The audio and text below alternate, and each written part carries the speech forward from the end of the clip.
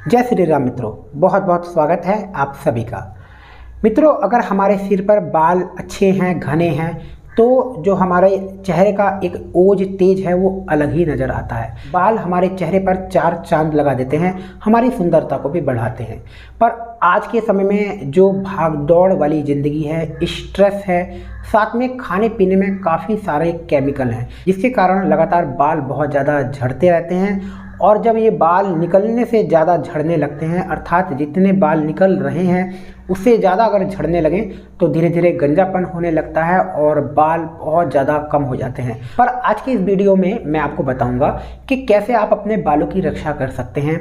वो क्या चीज़ आपको खानी चाहिए जिससे आपके बालों को अच्छा पोषण मिले, साथ में ऐसे कौन से योग आसन के अभ्यास आप करें जिससे आपकी बालों की जड़ें मजबूत हों और आपके बाल अधिक मात्रा में उगें। तो चलिए सबसे पहले यह जानते हैं कि हमें खाने पीने में क्या बदलाव करने चाहिए। तो देखिए, आपको अपने भोजन में ज़्यादा से ज़्यादा हरी सब्जियों का प्रयोग करना है। आप दूध और गाय का घी, इसका सेवन जरूर करें। गाय का दूध हो या गाय का आपको घी मिल जाए, इसका सेवन आपको जरूर करना चाहिए। थोड़ी मात्रा में करें, ज़्यादा ना लें। 1 चम्मच, आधी चम्मच घी आपको रोजाना जरूर लेना चाहिए। इसके बाद बात करते हैं फलों की। फलों में आपको मौसम के फल जरूर खाने चाहिए, रसीले फल, साथ में खट्टे फल। खट्टे फलों में हमें प्रचुर मात्रा में विटामिन सी मिलता है। ये बालों के लिए और त्वचा के लिए बहुत ही अच्छा होता है। बालों की जड़ों को भी मजबूत करता है, बालों को काला करता है, तो विटामिन सी आपको जरूर लेना चाहिए। इसके साथ आपको नियमित रूप से आंवले का सेवन किसी न किसी रूप में जरूर करना चाहिए। आंवला बालों के लिए बहुत अच्छा होता है।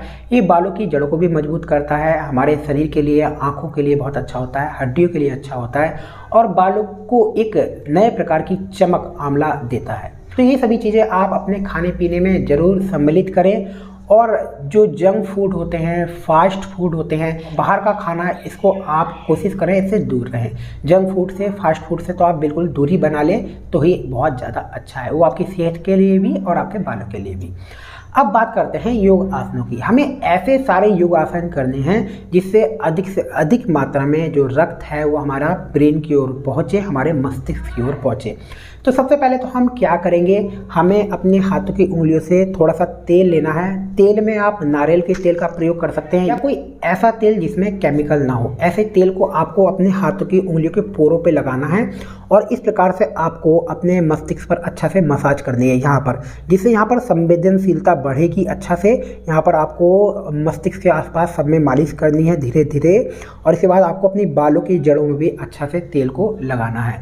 इस प्रकार से जब आप सिर की मालिश करेंगे, ये आपको रात को सोने से पहले करना है। कम से कम 10 से 15 मिनट आप इस प्रकार से मालिश करें, जिससे इस हिस्से में संवेदनशीलता बढ़ेगी। अब बात करेंगे आसनों की। सभी ऐसे आसन करेंगे जिससे अधिक मात्रा में रक्त ब्रेन की ओर पहुँचे। तो सबसे पहले आसन हम करेंगे इस प्रकार से, आपको अपने शरीर को मार्जारी आसन में रखना है। जैसे मार्जारी आसन करते हैं इस प्रकार से। उसके बाद आपको अपने सिर को मोड़कर अपने शरीर को नीचे की ओर लाना है, हाथ पीछे रख लेंगे। जब इस प्रकार से हम अभ्यास करेंगे तो जो हमारा रक्त है वो ब्रेन की ओर अधिक मात्रा में जाएगा, जिससे हमारे बालों की जड़ें मजबूत होंगी, बालों को संपूर्ण पोषण मिलने लगेगा। इसी में अगला अभ्यास हम करेंगे, जैसे हम शीर्षासन करते हैं, इस प्रकार से अपने हाथों की उंगलियों को मिलाएंगे, इस प्रकार से रखेंगे। इन हाथों की उंगलियों के बीच में सिर को रखेंगे और अपने पैरों को इस प्रकार से ऊपर की ओर उठाएंगे, जैसे पर्वत आसन करते हैं। इस प्रकार से घुटनों को सीधा कर लेंगे और इस अभ्यास में आपको कम से कम 2 मिनट रुकना है। इसके बाद आपको शशांक आसन करना है। शशांक आसन में आप विश्राम करें।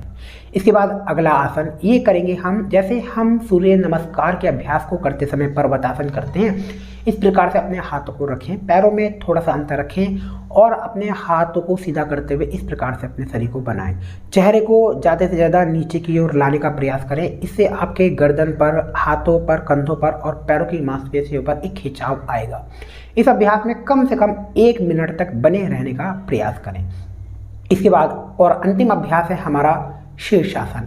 ये आसनों का राजा है। इस अभ्यास को आप किसी के सहारे कर सकते हैं। तो पहले आपको, जो मैंने शुरू में ये अभ्यास बताए हैं, शीर्षासन करने से पहले 2 से 3 सप्ताह आपको ये सारे अभ्यास करने हैं। इसके बाद शीर्षासन के अभ्यास को करने से पहले आप इस बात का ध्यान रखें कि कोई भी गंभीर समस्या आपको ना हो।